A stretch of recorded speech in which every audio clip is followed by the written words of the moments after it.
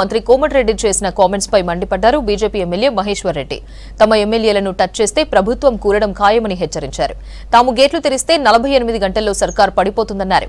షిండే పాత్ర పోషిస్తానని గతంలో గడ్కరీతో కోమటిరెడ్డి అన్న మాటలు నిజమేనన్నారు మహేశ్వర్ రెడ్డి.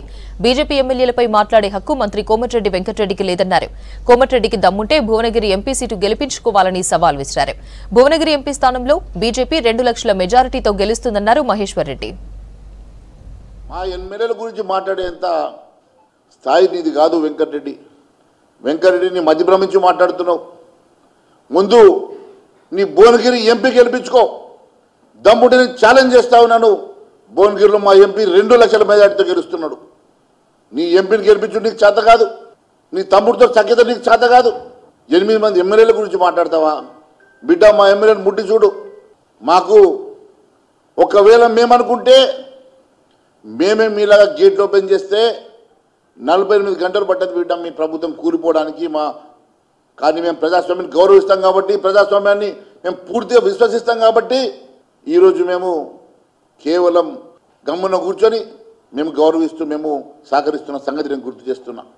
అంతేకాకుండా కోమటిరెడ్డి వెంకటరెడ్డి ఇంకో విషయం కూడా చెప్తా ఉన్నాడు.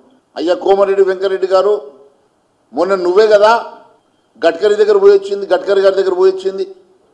అంతకుముందు మీరే కదా అమిత్ షా గారిని కలిసి వచ్చింది. నేను సిద్ధంగా ఉన్నా, ఆ షిండే పాత్ర పోషించడానికి సిద్ధంగా ఉన్నా అని చెప్తావు కదా. నీ మీద విశ్వాసం లేక ఆ షిండే పాత్ర మేము మీకు ఇస్తలేము. నువ్వు ఈరోజు మా ఎమ్మెల్యేల గురించి మాట్లాడేదని చెప్పి నేను ప్రశ్నిస్తున్నా.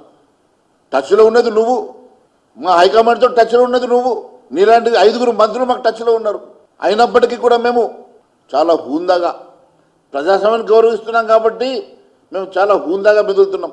ముఖ్యమంత్రి ఆయన చెప్పిన మాటని, ఆయన డైరెక్ట్ ఐపీఎస్ ఆఫీసర్ ఎస్పీ అని చెప్పిండు.